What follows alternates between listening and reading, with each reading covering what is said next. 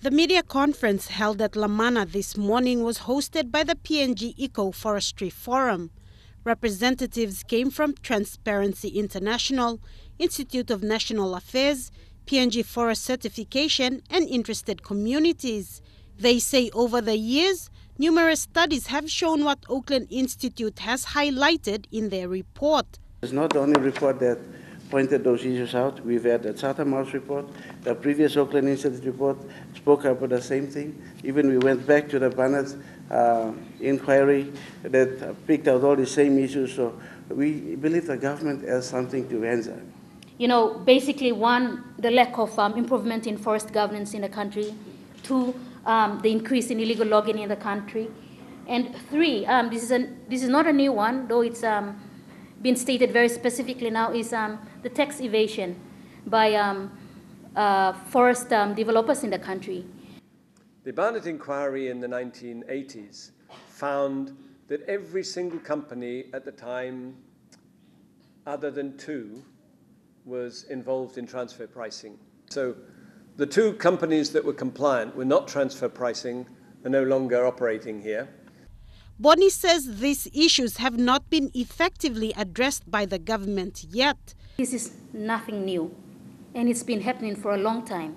And it's a concern for us citizens of this country. And we think it's quite lame, with all due respect, if the minister is going to just brush that aside and say that this report is inaccurate. We don't accept that. And it's not fitting for a minister, someone of that high caliber, again, with all due respect, to just say something like that. The report by Oakland Institute released in February alleged tax evasion claims by logging companies operating in PNG. In response to these claims, Minister Tomuriesa said last month that the report was biased and unfounded. But when you have a report that is half-baked, which is not true, then I have every right to make certain that I defend what this government has done.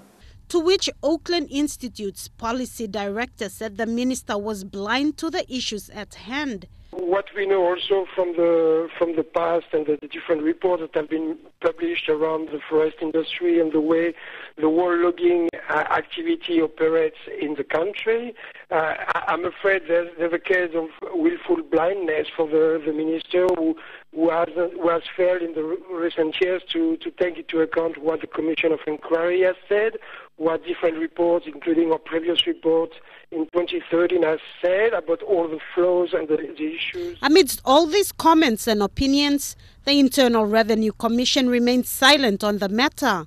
Since the report came out, numerous attempts to get comments from Commissioner General Betty Palazzo has not been successful.